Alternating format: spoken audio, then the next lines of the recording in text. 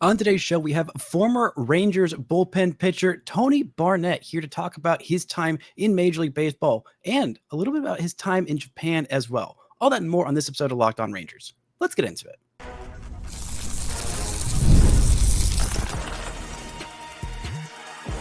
You are Locked On Rangers, your daily Texas Rangers podcast, part of the Locked On Podcast Network, your team every day.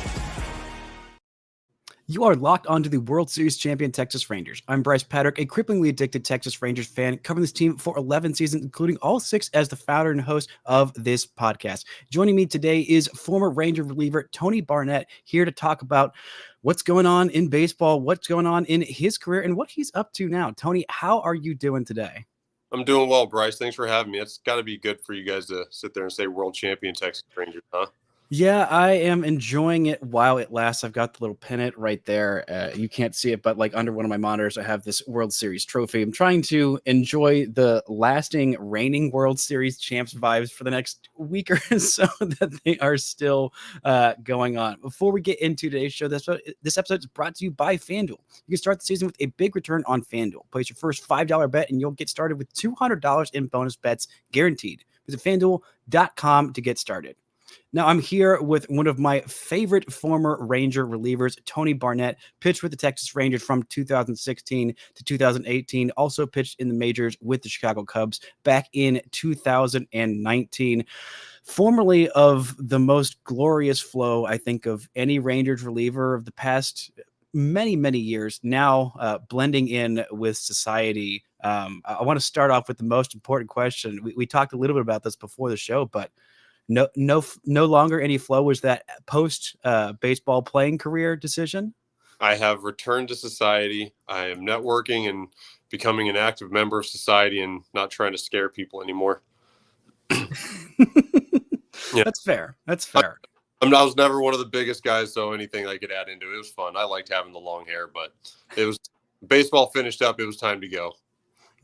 Yeah, I feel that entirely. Alas, I never had quite that level of flow or beard. But, you rocked it well, and you rocked baseball well. I mean, coming in your first season in Major League Baseball, a 2.09 ERA in 60 innings, 3 seasons with Texas, a career 3.50 ERA in Texas, then a couple of games out there in Chicago. But a lot of your playing career was spent in Japan. I know you were drafted initially by the Arizona Diamondbacks in the 10th round of the 2006 MLB draft from Arizona State. Grew up in Arizona, living currently in Arizona. Arizona, but I grew up in Washington State. Okay. Yeah. I know Baseball Reference List is one of the very few people born in Alaska to make the major leagues. You and Kurt Schilling about equal levels of fame, at least in my book. Yeah, I think. Yeah, we're one of 12. Yeah, one of 12. Geez, that is not a whole lot of guys there. But your time in Japan, I know you spent time with the Arizona Diamondbacks, like I just said, in their minor league system, but eventually made the transition to Japan back in 2010. I'm curious, what kind of led to that decision to go and try your luck in Japan? Was it a matter of this was a better opportunity for you? I'm just curious, what made you want to go try things out over there across the pond? I think it was a change of scenery at the time. The opportunity presented itself. I wasn't quite, I wasn't searching it out by any means, but the opportunity presented itself. And just through talking with trusted colleagues, family, friends, people that I trust in the game, the decision just came clear that it was time for me it was a good chance for me to go over there and, I don't know about challenge myself, but to try something new and to kind of, I don't know. I think it was just more of that opportunity to move levels. At the time, the Diamondbacks, they were honest with me at the time, and they said they didn't see me in their plans. They didn't, I wasn't in their immediate plans, and they were honest with me, and they weren't going to hold me hostage if I wanted to pursue other opportunities. So, just made the decision. Next thing you know, on a flight flying into Tokyo. It is a long flight, 18 hours or so? Well, from Texas, I think it's about 14 straight. But so, I mean, I would fly into LA and then it's a 9.5 hour flight from there. That's not nearly as bad, but you did talk about a little bit of a transition, moving from more of a starter role to a relief role. I wonder kind of what went into that decision. When did you kind of know, like, hey, this is more my route? Was it a matter of this is how I'm going to be more effective, or this is how I get back to the major leagues, or this is just what's best for me in my career right now? That transition was solely based on the Japanese team. After my first year as a starter there, I had mixed results. It wasn't great. I think I was like 4-5 with like a high 5 ERA, and it didn't work out well. And initially I was getting released after that first season. And then I got invited back, got offered a contract to come back, and I did. And then during spring training, they brought up the idea that, hey, we think you would be successful in a bullpen role. What do you think about it? And I said, well, if that's what I got to do, I've done it before. I pitched in the bullpen in college, and, random spots throughout my career up until then. And I was no stranger to it. So I was like, yeah, let's give it a try. I'll do what I need to do in order to help this team win. And it clicked for me. Had success early on with it, and at that point became a 1-2 inning guy, and story wrote itself from there. Yeah, I really did. I mean, you really thrived in that role. What was something that kind of helped you, make that transition? What are kind of the differences for a pitcher, going from obviously starting, you have more of that regular pattern of every fifth day or once a week or things like that. How did you kind of ease into that role of figuring out, okay, this is, what it's going to be like to pitch, every other day or however often they use you? I don't think they're really from my remembrance, there wasn't much of an easing into the role. It was, this is your new role, go do your job. And that job entails being ready every single day. And I just think at the end of the day that scenario fits better with my personality and my ability to focus a little bit better.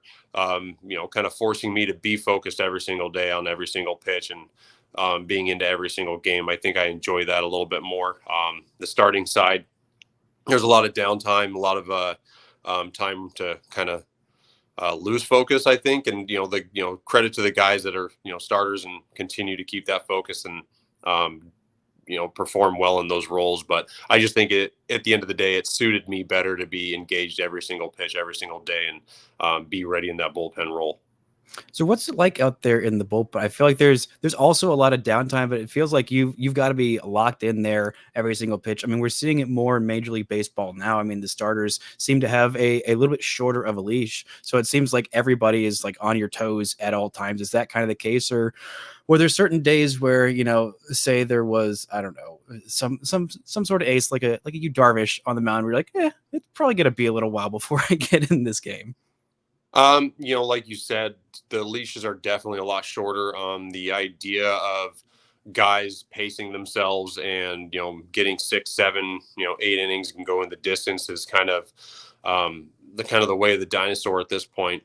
And, guys are just being tasked with, gassing themselves from the first pitch and doing what it takes to make sure that they don't give up any runs. And all of a sudden they're at 100 pitches in the fourth inning, or, even early in the fifth. So bullpens have to be on their toes. They've got to be ready. They've got to be adaptable. And there's really no, even for guys, you talk about aces like Garrett Cole and stuff, like, sure, they have the ability to go deep into games, but the idea that they're going to on a consistent basis just isn't that anymore. And the role of the bullpen is you guys got to be ready. And also there's no lead that's safe in the MLB at this point in the game either. So guys need to be ready. You need to be, have your shoes, you need to have your cleats tightened and ready for that bullpen phone to, ring at any moment, because now in the way that the game is, the bullpen, the phone calls come early and often.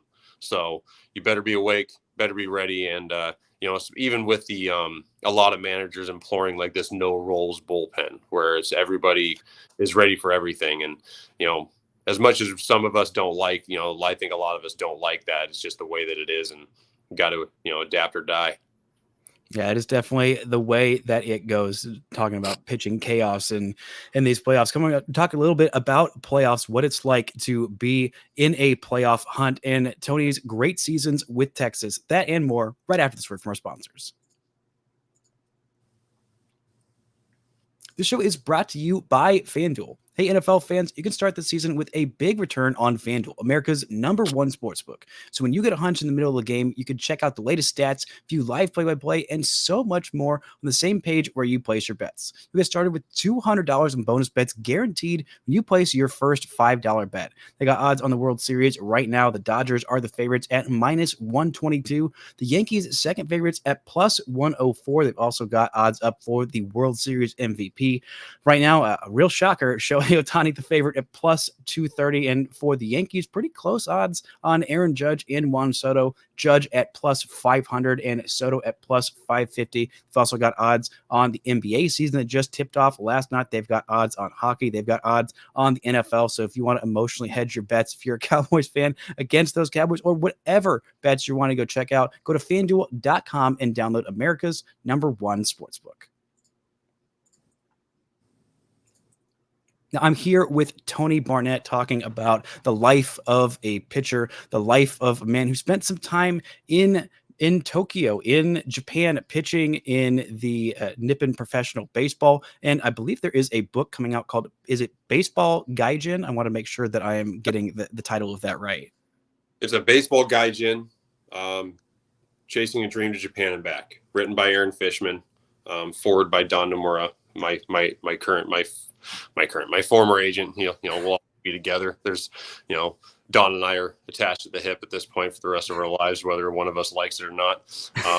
Yeah. So the book has come out. It came out in June, and it just kind of chronicles my trip from the minor leagues to Japan and back to the major leagues, and some of the experiences, and kind of a little bit of behind the scenes of what happened during that time, and just kind of gives people a like I said, behind the scenes view of, being a ball player and what my story was like coming from the minor leagues to Japan and then making my debut and pitching in the major leagues.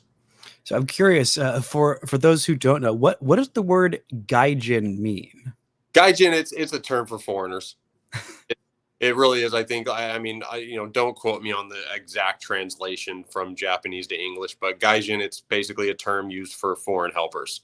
That's pretty much what it is. And it's used throughout the country, not just for sports members. It's for anybody that goes and works in Japan. Like, we're gaijin, like that's just who we are. Some people can, especially depending on how you see it, like some people can say it's as like kind of a derogatory term, but we don't care. Like, we don't care. Us gaijin brothers, like we have anybody that plays in Japan, goes to Japan, you're kind of always kind of tied together as share stories, and you just know what it's like to be there and to play there. And you can't really experience anything like it unless you do that. And I think that kind of goes true for guys that play anywhere else, whether it's Venezuela, Dominican. They all have their own cultures and, ways that you can't really understand unless you actually do it.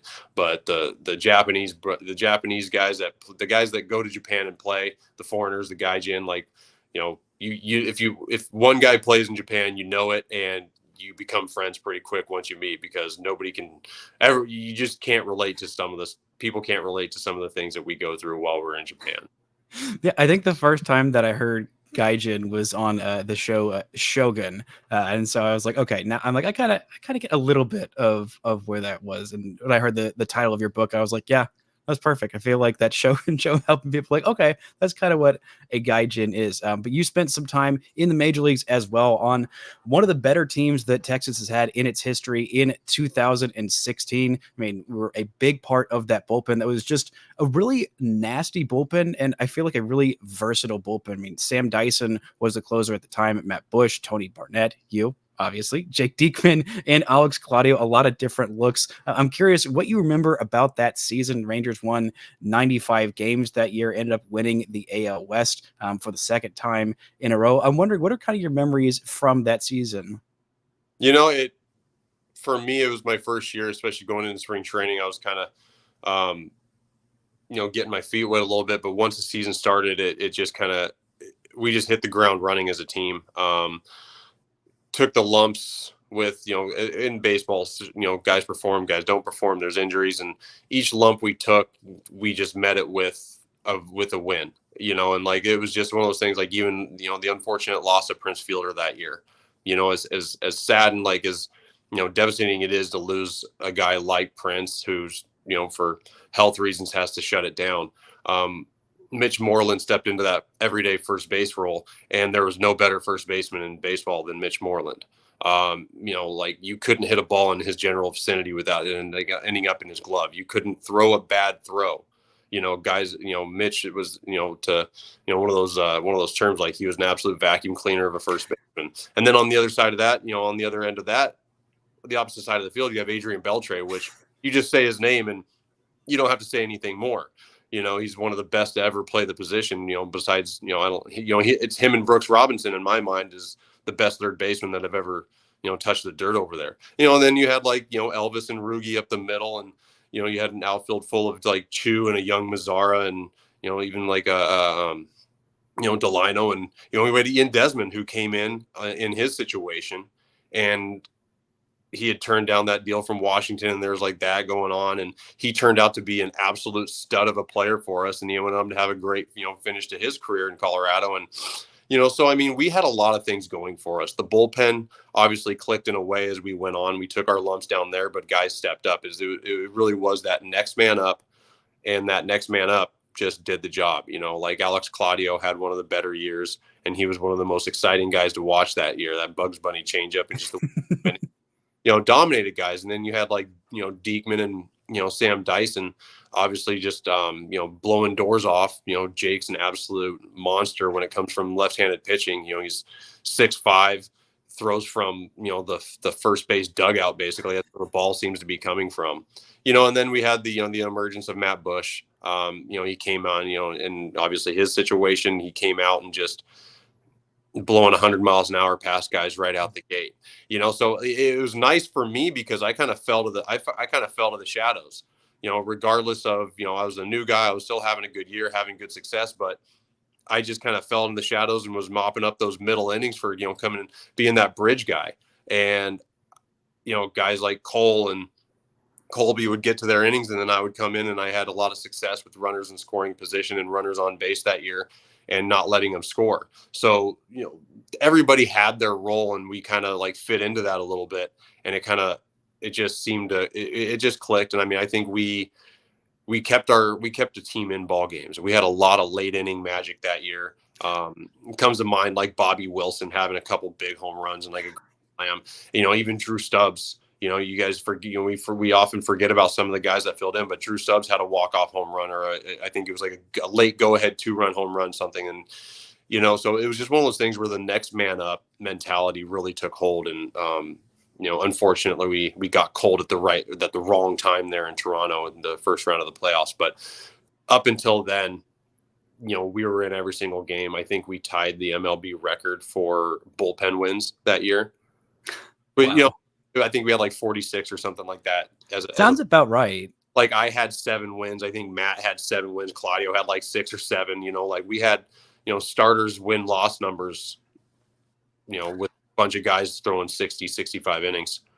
Yeah, I mean, none of those high leverage relief guys, none of y'all had a losing record. I mean, Dyson was 3-2, Bush was 7-2, you were 7-3 that year. I mean, Diekman was 4-2, Claudio 4-1. I mean, it was crazy. And the 1-run games, that was just incredible. 36-11 in 1-run games. I feel like every time the Rangers were, having a lead late, whether it was close, whether it was like 2 runs or 1 run, I'm like, they got this. I mean, 49 comeback wins that year. Absolutely bonkers year from an incredible bullpen, and just one of the more fun seasons for the Rangers. It felt like that was, I mean, the burgeoning, those 2 years of 2015 and 2016, I feel like that was really the emergence of the Rangers and Astros rivalry. Speaking of that, today, the anniversary of Game 7 of the ALCS, the most delightful, stressful, terrifying, and glorious baseball game I have ever been to. Just a delightful little moment there for the Rangers, who at least for until next year, or maybe for hopefully the rest of all time, can say they have never, ever lost a playoff series to the Houston Astros. Coming up, we'll talk a little bit about playoffs, what it's like to be a reliever in the playoffs, and why relievers are always the most finicky creatures that are impossible to predict. Right after this word from our sponsors. This show is brought to you by PrizePicks. PrizePicks is the best way to get in the action on sports in more than 30 states across the country, including California, Georgia, and Texas. All you do is pick more or less on 2 to 6 player stat projections for a chance to win up to 100 times your money. PrizePicks puts its members first, so all withdrawals are fast, safe, and secure. PrizePicks invented the flex play, which means you can still cash out if your lineup isn't perfect. You can double your money even if one of your picks doesn't hit.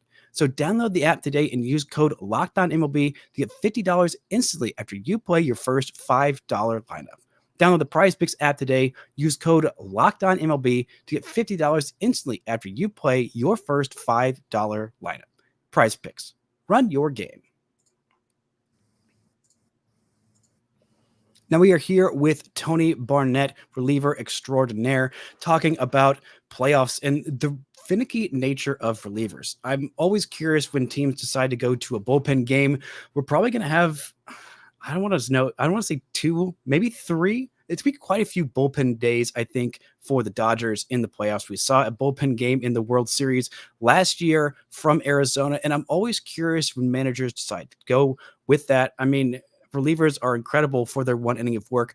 But for me, I'm always curious as to, talking to a great major league reliever, why are relievers so finicky? It feels like you never know one day to the next. I mean, some days you just got your A stuff and you're just blowing by guys. And then the next day it's just not quite there. I'm curious if you can speak to like kind of why that is. Even the best relievers, like it's just feels like, especially in the playoffs, it feels like kind of a dice roll. I mean, I think it's, to put it simply, baseball's really hard, and like you get to the top level and, everybody's good. But like, the thing is, like, when you're going out there every single day, the hitters are ready for you guys. It's not like it's a surprise when, a guy that pitched the night before, he's coming back out the next night. They've seen it and, trying to keep guys off balance. I mean, it's just that cat and mouse game of, everybody knows what you have, and especially with technology nowadays, like they know what your ball's doing. There's a lot better, hitters are talented creatures, and they've evolved with us. Pitchers have evolved, and unfortunately, I think there's a lot more. I don't want to say almost like one trick ponies in the bullpen nowadays, where guys have, we've gotten in this part of the game where velocity is all that matters, and command has kind of fallen to the wayside a little bit. And when you have just, as in my profession now, in my job as a scout and an advisor for the Yakult Swallows, I see it a lot in AAA, where if a guy who's got 96, 97, 98 in the tank and he has one off-speed pitch, if one of those pitches isn't that on that night, like, you're dead in the water.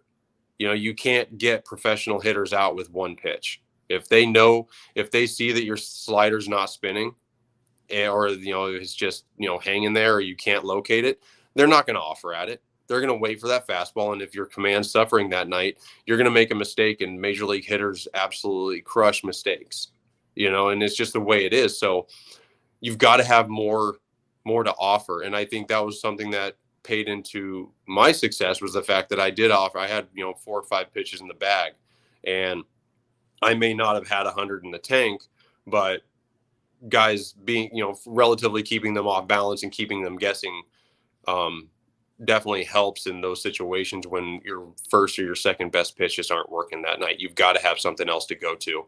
And if you can't rely on something there. So I think we see more of that in baseball now, where guys have 2, maybe a third pitch. And if their number 1 strikeout pitch or their number 1 off-speed pitch isn't working that night, then you're just left with a fastball. And I don't care how hard you throw, these guys are going to time it up. These guys are going to hit it. And so that, I think that takes account into it. Also, the bullpens being asked to do a lot more than they used to. Like, it's just, 2 innings here, 3 innings there. Like you said, now we're doing bullpen games in this age in baseball, where before that was just a emergency case situation. And now it's part of people's strategy, which I don't know how successful we've actually been while using bullpen games. Sure, it might work here and there, but for the most part, I think it's a failed experiment. Yeah, I think so too. I mean, the Rangers, the bullpen game that they faced in the World Series, I mean, it takes it takes everybody being on their A game. I mean, you have one guy who doesn't have one pitch going, and then it's game over. I mean, the Rangers just absolutely pounced on the Diamondbacks in that playoff game. I mean, even the best relievers in baseball. I mean, Emmanuel Clase was absolutely incredible this year. He throws the 100-mile-an-hour cutter. It's insane. But he got beat for more runs in this playoff run than he did in the entire regular season. I mean, some of the pitches that he got homered off of. I mean, one of them was the big mistake to Kerry Carpenter. You can't hang a slider like that 3 times in a row to someone who's that good. The pitch to Aaron Judge that he hit out for that game tying home run in the ALCS. I mean, fastball middle away, 100 miles an hour. That is basically a cutter. There's only like 3 hitters in baseball who can really drive it out like that. But speaking of these playoffs, I want to go back to last year's World Series because it is my emotional support World Series. I'm curious, as a former Ranger, what were your kind of thoughts and emotions watching the Rangers win it all for the first time, franchise that you spent 3 years of your career with? Just watching from where were you watching actually? I was in Barcelona. Yeah, it was my 40th birthday trip and I was in Barcelona, Spain for it. But I got to tell you, like, it was super cool for me to sit there and watch Leclerc, record those final outs. He's such a great kid, I mean, he's not a kid anymore, but, he was a young rookie when I was there back in 16, 17, and he's just such a nice guy. But, he's such a fierce competitor, and to see him have that success and win those games, like, I was just so happy for him. I think he was one of the very few guys still on the team from when I was there. So it's one of those cool things that when you see your friend, do something really great. And then, you're just happy I was just really happy for the people that are still in the organization.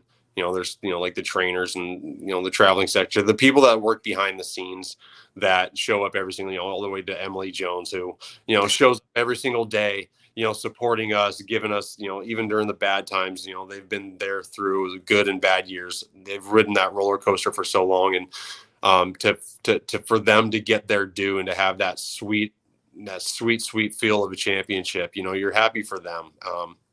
So I was in Spain traveling around, enjoying some croquetas and paella, watching the Rangers on my phone from the That was that was an all-time great, as I said earlier, cripplingly addicted Texas Rangers fan. That was an all-time life moment. And yeah, there really was so little, like so few guys that were there, from 2016, 2017, heck, even 2018. I mean, the amount of turnover, heck, from 2 years earlier. I mean, there were so few guys that had been there for the long haul. I mean, so much turnover. Pico had been there for quite some time. He was, if he comes back, he will be the longest tenured Rangers player in the organization. At this point, if Pico does go elsewhere in free agency, it will be Leody Taveras, who is the longest tenured Ranger. And he came up in 2020. I mean, he signed an international free agent deal, I think, back in 2016 or 17. So he's been in the org for a while, but I mean, there's just been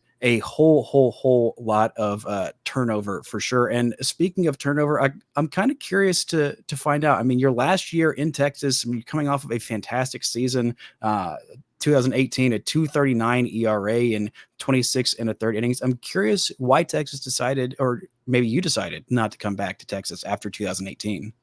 Well, I blew my lat out. I tore my lat. That's what ended that season. And then, going into the off season, free agency, stuff like that, it just didn't work out. Teams have different plans and different ideas. Like you said, the turnover is so fast, and the idea on the way teams want to build just happens. It just changes year to year. I mean, I still, my heart's still in Texas. They gave me that shot for me to live out that 12-year-old dream that I had. And so, there's no hard feelings when I left. And then, going into Chicago, I had to finish rehabbing. And then by that time, by the end of that year, it was time to walk away and time to move on. So it really boils down to, it just didn't work out for both sides to get back together. And we just went our different ways in 2019. Yeah, well, maybe it was good that your last full season was before the juice ball season. Just kind of make sure, like, okay, that 2019 was such a weird season for baseball. But man, I mean, what an incredible career. What are you up to nowadays? You said you were a scout I for scout the. and advised for the Tokyo Yakult Swallows, the team that I played for in Japan. So I travel around I travel around the country during the summer, during the baseball season, do some light travel and scout players and look for the next guys to become gyen and head across to Japan. So that's what I do. I mostly watch pitchers for the most part because don't really know much about hitting. But yeah, so that's what I do now, and we just sit there and watch baseball. It's a beautiful thing. It's a beautiful life to watch. Get paid to watch baseball. Show me that book one more time. The Baseball Gaijin. Where can folks find that? Bookstores, wherever you get books. Baseball Gaijin. You can get it in bookstores, anywhere you get your reading material. It has a audio book now. It's been transcribed into an audio book. Amazon, Barnes and Nobles. The author Aaron Fishman put in a ton of work, put in a lot of time. He's been working on this for a very, very long time. I thought he was crazy when he wanted to do it, but he did it anyways.